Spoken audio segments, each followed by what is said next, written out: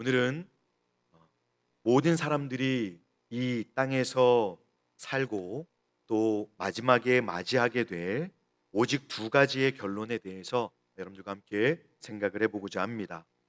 이 땅에서 사는 모든 사람은 오직 두 가지의 결론을 갖게 됩니다. 그것을 성경에서는 사망과 영생이다라고 말씀하고 있습니다. 이것 두 가지 외에 다른 가능성은 없습니다. 모든 사람은 예외 없이 죽음을 맞는다는 사실을 우리 모두가 인정을 합니다. 그러나 성경은 그 정도만을 말씀하지 않습니다. 우리 앞에 있는 죽음의 적나라한 실체와 함께 하나님의 말씀을 듣는 자들에게, 특별히 하나님을 믿는 자들에게는 또 다른 결론이 있다고, 결말이 있다고 말씀하고 있습니다. 그것은 우리가 좀 전에도 같이 읽었던 것처럼 바로 영생입니다. 따라서 우리 앞에 놓인 이 두 가지의 가능성은 우리 모두가 가장 우선적으로 생각하고 또 우선적으로 우리의 삶에서 사실은 준비해야 할 가장 중요하고 가장 현실적인 문제인 것입니다. 그 어떤 사람도 죽음을 피해갈 수 없습니다. 그리고 그 죽음 앞에 이 서게 될 때 그동안 중요하게 여겼던 다른 모든 문제들을 다 뒤로 할 수밖에 없습니다. 결국 남는 것은 이 사망과 영생의 문제로 우리 성도들은 사실 이것에 대한 답을 가지고 살아야 하는 것입니다. 이전에 제가 사역을 하던 중에 한 그 대학생 새신자 자매님이 있었는데요. 어느 날 이 자매님이 새벽 예배를 나오게 된 겁니다. 그래서 제가 깜짝 놀라서 어쩐 일로 새벽에 왔지? 뭐 특별한 일이 있는가 했는데 옆에 못 보던 남자분이 계셨는데 자매의 아버님이었습니다. 평소에는 교회에 대해서 또 딸이 교회를 가던 말던 본인은 그것과 상관없이 하루하루 일하기가 바쁘신 분이셨는데요. 갑자기 새벽에 그 따님하고 같이 교회를 오셨습니다. 새벽 예배가 끝나고 그 자매가 저를 찾아와서 우리 아버님이 아버지 담임 목사님께 기도를 좀 받고 싶어 하십니다. 목사님 가능하겠습니까? 그래서 제가 담임 목사님께 가서 지금 우리 세 가족 우리 자매님의 아버지가 오셨는데 목사님 어떻게 기도를 좀 해주실 수 있으신가요? 라고 여쭤봤더니 목사님께서 흔쾌히 기도하자고 하면서 새가족실로 모였습니다. 근데 저는 이제 낯선 분이 오시기도 해서 좀 긴장을 했는데요. 그분이 덥석 우리 담임 목사님의 손을 붙잡고 목사님 살려주십시오. 이렇게 말씀을 하는 겁니다. 제가 너무 깜짝 놀라가지고 도대체 무슨 일이 있으신가라고 이제 굉장히 저는 이렇게 경계의 눈빛으로 보고 있었는데요. 그분이 며칠 전에 병원에서 이제 어려운 병 진단을 받으셨던 것입니다. 암 진단을 받으시고 근데 조금 치료가 하기가 조금 어려운 상황으로 진단을 받고 오셔서 그분이 이제 어떻게든 지금 이제 뭐 해야 할 일들이 많으신 그런 분이심에도 자녀들도 어리고 그런데 다른 그 모든 일들을 다 뒤로 하고 따님이 이제 교회를 다닌다고 하니 새벽이지만 아마 한잠도 못 주무신 것 같아요. 교회에 갔을 때 기도를 좀 받고 싶다. 왜냐하면 주변에 기도 받은 사람 받았다는 사람들 이야기를 들으셨는지 오셔서 이렇게 우시면서 기도를 받으신 일이 있었습니다. 직장 문제, 자식 문제, 부부 간의 갈등들, 여러분 우리가 씨름하는 큰 문제들도 사실은 죽음 앞에서는 다 여러분 더 이상 중요한 현실이 아닙니다. 우리를 가장 현실적으로 모든 것을 멈춰 세우는 문제는 바로 죽음의 문제입니다. 죽음은 당사자뿐만 아니라 그 주변에 있는 사람들에게도 큰 영향을 주게 됩니다. 그렇기 때문에 동시에 이 죽는 것과 더불어서 생명의 문제보다 더 중요하게 여길 만한 것은 없습니다. 그러므로 모든 사람은 이 문제 앞에 진지하게 설 수 있어야 합니다. 우리 인생의 결국은 둘 중 하나, 곧 사망이 아니면 오늘 성경의 말씀대로 영생이 될 것이기 때문에 그렇습니다. 그 둘 사이에 중간 지점, 중간 단계는 없습니다. 이 결론이 자신과는 관계없는 먼 문제로 여기는 사람들이 있는데요. 그것은 잘못하는 것입니다. 그것은 그저 먼 미래에 속한 일이다. 우리 이렇게만 생각하는데 그렇지 않습니다. 우리는 잠시 후의 미래도 알 수 없습니다. 죽음은 오늘을 사는 우리와 무관한 일도 아주 먼 미래에 속한 일이 아닌 우리 모두에게 아주 가까이 있는 현실임을 우리는 기억해야 합니다. 근데 오늘 본문, 오늘 사도 바울이 오늘 로마 교회에 보내는 이 서신 가운데 있는 이 말씀은 우리에게 이 사망과 영생의 문제에 대해서 놀라운 비밀을 저희에게 알려주고 있습니다. 그것은 사람들이 죽음을 싫어하고 두려워하는 듯 하지만 실상 평생을 죽음을 얻기 위해 애쓰며 살고 있다라고 하는 것입니다. 다시 한번 말씀드릴까요? 사람들이 다들 죽음을 싫어하고 두려워하지만 실상은 모든 사람들이 자신의 이 죽음을 얻기 위해서, 그것을 보상으로 받기 위해서, 월급처럼 받기 위해서 애쓰며 산다라고 오늘 사도는 말씀하고 있습니다. 사도 바울은 본문에서 사람에게 사망이 어떻게 임하는지 아주 생생하게 말해주고 있습니다. 사망은 죄의 삭스로 임한다라는 것입니다. 여기서 삭스로 임한다라고 할 때 이 삭스는 여러분 바울 당시에 로마 병사들이 받는 봉급, 또 이런 이 월급처럼 받는 그런 용도로 쓰였던 단어입니다. 그래서 당시 병사들은 봉급으로 하루치의 양식을 받기도 하고 또 의복을 받기도 하고 돈을 받기도 했습니다. 그래서 이 삭스는 노동에 대한 보상, 보수를 가리키는 말입니다. 바울이 죄의 삭시라고 한 것은 이렇게 노동을 해서 하루 양식을 벌듯이 모든 사람들이 죄를 지음으로써 사망을 벌고 있다는 사실을 말씀하고 있는 것입니다. 그래서 모든 인간은 죄를 짓는 노동에 대한 대가로 사망을 얻는다는 것입니다. 우리가 사망에 처하게 되는 그 원인은 다른 것이 아니죠. 사망은 우리가 죄에 속해서 열심히 일한 것에 대한, 내가 죄를 열심히 즐겁게 최선을 다해서 죄를 지은 것에 대한 합당한 대가요 보상으로서 우리에게 임하게 된다라고 사도는 말씀하고 있습니다. 여러분, 참 두려운 일이 아닐 수 없습니다. 그러면 이렇게 죄의 삭스로 주어지는 이 사망은 무엇일까요? 우리는 일반적으로 사망이라고 하면 육신의 죽음으로만 생각을 합니다. 그러나 여러분, 성경이 말하는 사망의 의미는 그것이 전부가 아닙니다. 성경은 죽음을 세 가지로 말씀하고 있습니다. 그것을 잠시 말씀을 드리면, 첫 번째로 성경에서 말하는 죽음은 먼저 육체의 죽음, 바로 몸과 영혼이 분리되는 것을 말씀합니다. 몸에서 영혼이 분리되어 떠나가는 것을 죽음이라고 말씀하는 것이죠. 그래서 의학적인 관점에서 볼 때에는 호흡이 끊어지고 심장이 멈추는 것, 거기에 주목해서 이 죽음을 말하지만 성경적으로는 더 중요한 것이 바로 영혼이, 하나님이 주신 우리의 영혼이, 죽지 않는 영혼이 이제 우리의 몸에서 떠나 하나님께로 가는 것입니다. 그래서 예수님도 마지막 순간에 십자가에서 내 영혼을 아버지께 부탁하나이다 라고 하면서 주님도 마지막 말씀을 남기셨습니다. 그리고 두 번째, 성경이 말하는 죽음의 의미는 하나님과의 단절입니다. 하나님과 분리돼서 단절되는 것이죠. 성경은 하나님을 믿지 않고 하나님과의 관계를 무시하면서 이 세상을 살아가는 자를 죽었다라고 말씀합니다. 생명의 근원이신 하나님으로부터 분리돼서 그 하나님을 알지 못하고 의식하지 못하는 상태를 영적인 죽음으로 말하는 것입니다. 그러니 세상에서 하나님 없이 그렇게 사는 사람들이 생각하고 말하고 행동하는 모든 것들이 우리에게 사망을 벌게 하는 죄가 되는 것입니다. 그리고 세 번째로 성경이 말하는 사망은 바로 요한계시록에서 말씀하는 둘째 사망입니다. 여러분들 다 성경을 읽어보셨겠지만 이 둘째 사망은 사실 우리 모두에게 익숙하지 않은 내용입니다.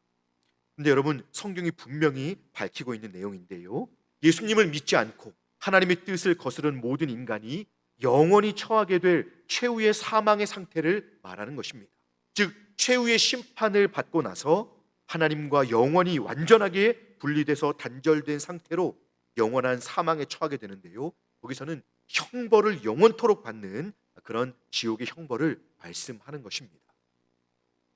그러면 이렇게 영원하고 치명적인 문제인 사망의 원인이 오늘 본문은 뭐라고 말씀하고 있습니까?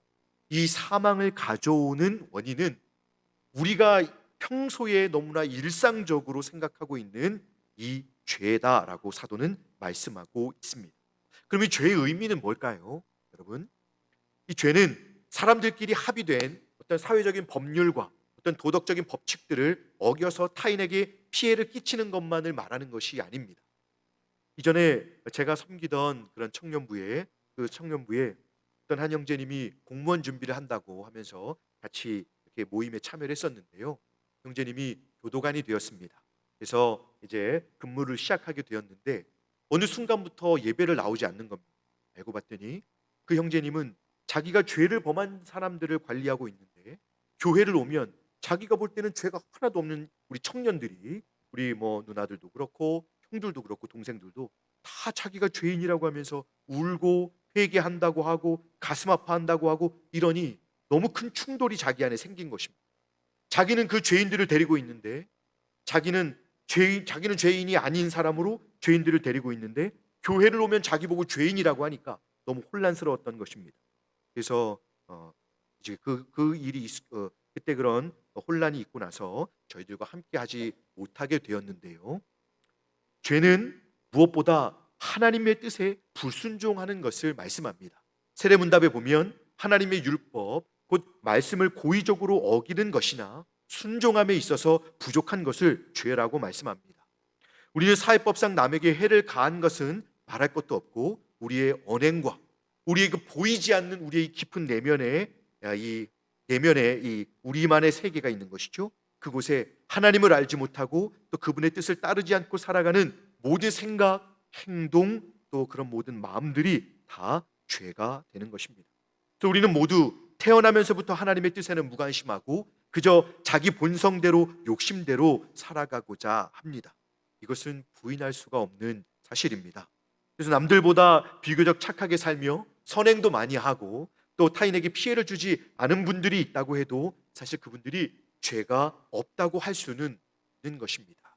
왜냐하면 하나님을 인정하지 않고 하나님의 기준에 의해서 판단되는 사망과 이 영생의 이 갈림길에서 하나님의 공의와 그 거룩함이 기준이 되어서 죄로부터 자유로울 수 있는 사람은 이 세상에 예수님 외에 단 한 사람도 없기 때문에 그렇습니다.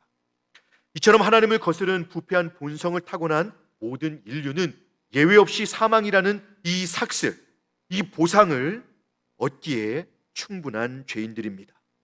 여러분, 많은 죄를 지어야 사망을 받는 것이 아닙니다. 그저 하루 분량의 죄를 짓는 것만으로도, 그 수고만으로도 우리는 사망을 얻게 되는 것입니다. 그래서 여러분, 실제로 무서운 것이, 죽음과 사망보다 실제로 무서운 것은 그 사망을 우리에게 받게 하는 죄가 더 무서운 것입니다. 사람들은 죽음을 싫어하고 두려워하지만 사실 그보다 더 무서운 것은 죄입니다. 죄가 주인입니다. 그래서 우리가 일할 때 우리에게 보상처럼 일한 대가로 사망을 주는 그 죄가 더 강력한 것입니다.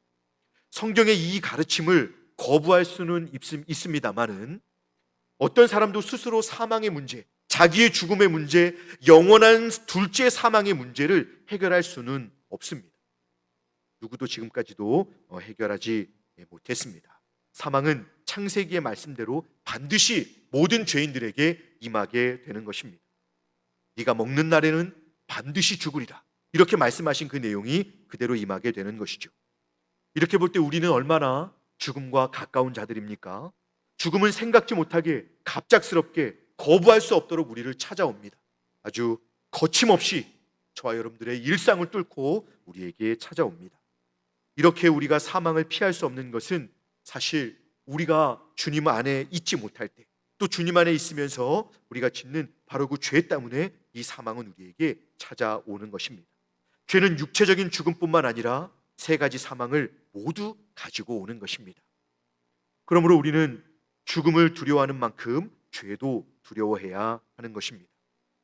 그러면 여러분, 한평생을 살고 우리가 벌어서 남긴 것이 사망밖에 없다고 하면 여러분, 우리 인생은 얼마나 참 허무한 것일까요?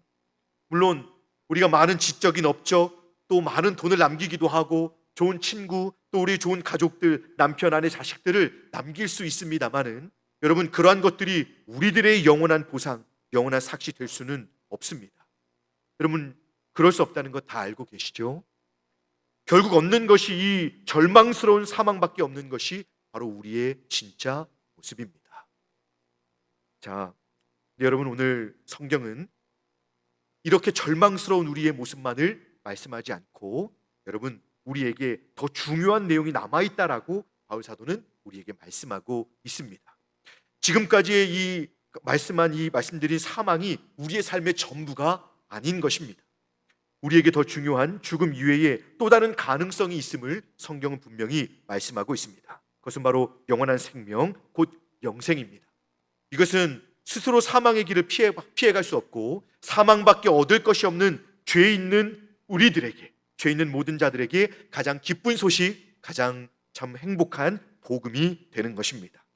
사람들은 생명을 연장하기 위해서 정말 최선을 다합니다. 무엇이든 먹고 얼마의 돈이든 들여서 할 수 있는 것은 모두 시도합니다. 그런데 그 정도의 생명 연장과는 비교할 수 없는 영원한 생명을 얻는 길이 우리 앞에 있다면 여러분 어떻게 하겠습니까? 그것을 모든 것을 포기하고서라도 얻어야 되지 않겠습니까? 오늘 바울 사도는 바로 그 길을 우리에게 말씀하고 있는 것입니다. 바울 사도는 놀랍게도 한 구절 안에서 사망은 우리의 이 노력과 우리의 죄의 삭심 반면에 영생은 우리가 수고한 결과가 아닌 하나님의 은사로 주어진다라고 말씀합니다. 하나님의 은사 곧 선물이라는 의미이죠. 사망은 우리의 죄의 결과로 오지만 영생은 인간의 수고와 공로에 따른 것이 아닌 오직 하나님의 사랑의 선물로 주어진다는 것입니다. 그러므로 영생을 얻고자 하는 자들은 자기 공로와 자기 자신의 무엇인가를 의지하는 마음을 내려놓아야 합니다. 그런 것을 버려야 합니다. 인간의 파멸과 사망은 내가 노력한 자업자득같이 얻을 수 있는 것이지만 영생은 자신의 힘으로 얻는 것이 아니라는 것입니다. 영생은 오직 하나님의 선물임을 믿으시기 바랍니다. 여러분, 이 인간은 처음부터 유한한 존재이기 때문에 이 영생이다라고 말하면 이게 도대체 어떤 정도의 것인지 우리는 가늠할 수가 없습니다. 너무나 낯설고 어려운 표현이죠. 그럼 여러분, 이 영생의 의미는 무엇입니까? 맞습니다. 영생은 오래 사는 것입니다. 죽음 없이 오래 사는 것이죠. 그런데 성경에서 영생은 단순히 끝이 없이 계속 살다가 그냥 계속 살기만 하는 오래 사는 것만을 말씀하지 않습니다. 7, 80년의 인생을 살고 지속될 영원하고 안락한 삶 정도다라고만 말씀하지 않고요, 더 풍성한 의미를 담고 있습니다. 그것은 바로 요한복음 17장 3절에서 말씀하는 것과 같은데요, 제가 한번 읽어드리겠습니다. 영생은 곧 유일하신 참 하나님과 그가 보내신 자 예수 그리스도를 아는 것이니이다. 아멘. 이렇게 말씀합니다. 성경은 하나님을 아는 것이 영생이다 라고 정의를 하고 있는 것입니다. 하나님을 아는 가운데 영원히 사는 것입니다. 여러분, 그냥 오래 사는 것이 아니고요, 그냥 지겹고 반복되는 그런 지겨운 삶이 아니라 여러분, 시작도 끝도 없이 영원히 계신 하나님과 함께 더러움이나 쇠하는 것이 없이 하나님의 그 영광과 함께 그분과 교제하면서 바로 그분의 것을 누리면서 영원히 산다는 것입니다. 저희들 같이 이 흙으로 만들어진 유한한 피조물이 감히 하나님의 존전에서 신령한 몸을 입고 그분을 뵙고 또 그분과 함께 교제하면서 영원히 산다는 것입니다. 그러니 거기에는 우리가 지금 가지고 있는 결핍들, 연약해서 또 죄를 짓고 또 질병과 또 죽음에 대한 공포와 또 여러 가지 상처들로 인한 슬픔들, 이런 것들이 전혀 없는 완전한 거룩함 가운데서 그 하나님의 면전에서 하나님의 생명을 가지고 영원히 사는 것을 영생이다라고 말씀하고 있는 것입니다. 오늘이 전부인 것처럼, 이 세상이 전부인 것처럼 살아가는 저희들은 이 영생이라고 하는 이 거룩한 삶에 대한 성경적인 표현을 어떻게 충분히 이해할 수 있을까요, 여러분? 그럼에도 불구하고 이 영생은 예수님을 믿을 때 주어지는 것인데, 하나님의 선물로서 주어지는 것인데, 여러분, 이것은 하나님께서 우리 모두를 예수님을 믿어서 우리의 죄를 용서해 주심으로써 이제는 자기와 교제할 수 있는 자기 백성과 자녀로 이끌어 주실 때에만 이 은혜를 경험하고 소유할 수 있다라고 성경은 말씀하고 있는 것입니다. 그런데 여러분, 이 영생은 비록 영원한 이 하늘나라에서만 누릴 것 같지만 사실은 이 땅에서부터 우리가 시작된다라고 알아야 하는 것입니다. 예수님은 요한복음 5장 24절에서 나 보내신 이를 믿는 자는 영생을 얻었고 라고 말씀하셨습니다. 장차 하나님의 면전에서 온전한 이 영생을 누릴 사람은 이 땅에서부터 이미 영생을 얻은 자로서 살아간다라고 하는 것입니다. 천국 백성은 그렇게 이 땅에서부터 믿음을 가진 자로 구별되어 살다가 하나님께로 돌아가는 것입니다. 그래서 이 땅에서 영생을 얻은 자로 구별되어지지 않은 자는 후에 다시 영생을 얻을 길은 없습니다. 그래서 이 땅을 사는 동안 영생을 주실 수 있는 그 은혜의 주님을 믿고 또 그분을 만날 수 있어야 합니다. 자, 그러면 과연 누가 영원한 사망이 아닌 영생을 선물로 받을 수 있을까요? 이것은 우리가 이 세상을 살면서 가장 중요하게 생각할 수 있어야 하는 것입니다. 오늘 그 사도 이 바울의 6장 23절 말씀은 이 답을 우리에게 제시해 주고 있습니다. 그리스도 예수 우리 주 안에 있는 영생은, 우리 성경은 이렇게 말씀하고 있는데요. 여기서 우리 각자가 오늘을 살고 있는 우리가 영생을 소유할 수 있는 방법을 성경은 우리에게 가르쳐 주고 있습니다. 첫 번째로 이 영생은 예수님을 믿는 자에게 주어집니다. 우리가 하나님의 선물로 얻은 영생은 예수 그리스도 안에 있는 것입니다. 이것은 가장 기초적인 의미로 어떤 사람이 예수님 안에 있다라고 하는 이 말은 그분을 진실로 믿는 것입니다. 특별히 나를 구원해 주시기 위해서, 내 죄를 사해 주시기 위해서 십자가에서 죽으시고 다시 살아나신 예수 그리스도를 믿고 그 은혜로 죄가 해결된다는 것을 믿는 것입니다. 그렇게 예수님을 자신의 구주로 믿고 죄와 사망의 형벌에서 용서받은 자로서 삶에서 예수님에 대한 믿음과 그 사랑의 중심을 드러내는 자가 예수님을 믿는 자요, 또 그리스도 안에 있는 자입니다. 만일 예수님이 자신을 죄에서 구원해 주신 분임을 믿지 않는다면, 또 그분과의 실제적인 믿음의 관계가 없다면 그는 영생과 거리가 먼 자입니다. 이것은 달리 방법이 없습니다. 그러므로 영생을 얻고자 한다면 우리 모두는 예수님을 꼭 믿어야 하는 것입니다. 자존심을 버리고 솔직히 구원이 필요하다고 예수님께 나와 도우심을 구할 수 있어야 하는 것입니다. 그리고 두 번째로 예수 그리스도를 주라고, 주님으로 고백하는 자가 영생을 얻을 수 있습니다. 여러분, 이 주라는 단어는 아주 중요한 의미를 가지고 있는데요, 이 세상의 유일한 주인 또 구원자다라고 하는 의미입니다. 본문은 영생을 얻은 사람은 예수 그리스도를 우리 주님이라고 표현한다고 고백하고 있는데요, 구약 성경에서 하나님을 주님이다라고 불렀던 것을 이제 그 연장선상에서 신약 성경에 사람으로 오신 예수님께, 그 여호와 하나님께 드리던 그 칭호를 예수님께 드리면서 이제는 모든 사람들이 믿지 않으려고 했던 예수님을 유일한 하나님이요 또 유일한 구원의 주님으로 인정하고 믿는다라고 하는 것이 바로 주님으로 믿는다는 의미입니다. 근데 1세기 당시에는 로마 황제 자신이 자신을 유일한 구주로 천명을 하면서 자신을 구주로 믿으라고 했습니다. 왜냐하면 로마가 당시에 강력한 군사력으로 그 나라를 점령하고 통치하면 다른 나라가 침략해서 수탈하지 못하기 때문에 평안을 누릴 수 있었습니다. 어떻게 보면 노예적인 평안을 누렸던 것이죠. 그런데 황제는 이것을 가지고 내가 너희의 구주다, 구원자다라고 말하면서 자신을 믿으라고 한 것입니다. 그런데 성경에서 성도들은 예수님을 구주로, 이 헬라어로 구주로 이렇게 믿는다라고 고백을 한 것은 황제를 거부하고 예수님이 진정한 구원의 주님이라고 고백한 것입니다. 그래서 수많은 성도님들이 이 예수님이 나의 구주이십니다라는 고백으로 십자가에 달리시거나 원형 경기장에서 죽임을 당하거나 사자와 맹수들에게 그렇게 던져지는 일들이 있었습니다. 이 주님을 향한 믿음의 고백은 그냥 교회에 등록해서 다니는 정도가 아니고요, 진실로 내일 내가 그렇게 사형이 내게 주어진다고 해도 예수님을 향해서 그런 사랑과 믿음의 고백을 드리는, 자신의 전 존재와 생명과 삶의 주인이 예수님이시다라는 것을 자신의 모든 걸 걸고 고백하는 그 내용을 말씀하는 것입니다. 우리는 이 두 개의 가능성, 사망과 영원한 생명이라는 결론을 우리는 오늘이라고 하는 이 시간에 진지하게 한번 생각해 볼 수 있어야 합니다.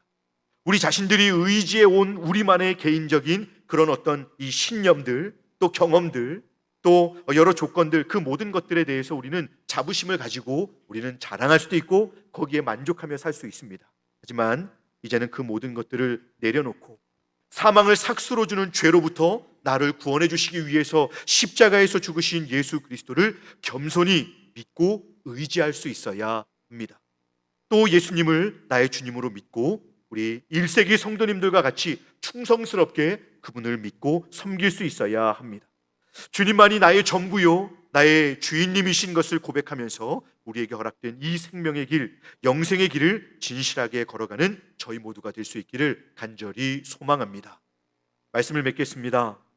얼마 전 큰 사건으로 온 나라가 큰 슬픔의 시간을 지금도 보내고 있습니다. 이 아픔이 어떻게 이것이 진정이 될 수 있을지 모르겠습니다만은, 그래서인지 오늘 우리가 이 인생의 두 가지의 결론을 알려주는 오늘 주님의 말씀이 얼마나 더 소중한지를 한 번 더 생각해 보게 됩니다. 우리 주변에 아직도 이 놀라운 소식을 알지 못하는 분들이 많습니다. 심지어 우리 가정 안에도 부모님께서, 사랑하는 자녀들이 아직도 이 결론에 이르지 못해서, 아직도 영생의 결론을 소유하지 못하고 우리 주변에 우리들의 복음 전도와 우리들의 기도와 사랑의 섬김으로 그들을 주께로, 예수께로 이끌어주는 그 진실한 그 도움을 그들이 기다리고 있습니다.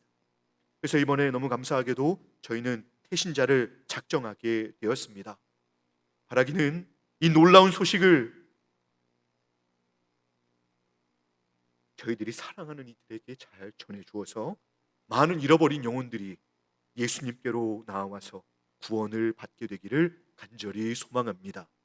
그리고 또한 오늘 예수님을 믿고 있는 우리 자신들이 이 사망과 영생의 결론 앞에서 우리는 영생을 소유한 자로 오늘을 살아간다는 것이 얼마나 복된 일인지를 꼭 깨달을 수 있기를 바랍니다.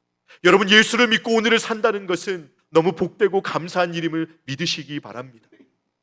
가을이 참 깊어지고 있는 시간인데요, 저희 모두가 십자가를 바라보면서 내가 어떤 자인데 이런 영원한 복을 받았는지를 깨닫고 주님을 더욱 사랑하면서 우리에게 주어진 이 유한한 시간 동안 하나님의 영광을 위해서 복음을 전하면서 더욱 충성스러운 믿음의 삶을 이루시는 저와 여러분들이 되실 수 있기를 주님의 이름으로 축복합니다. 기도하겠습니다. 은혜로우신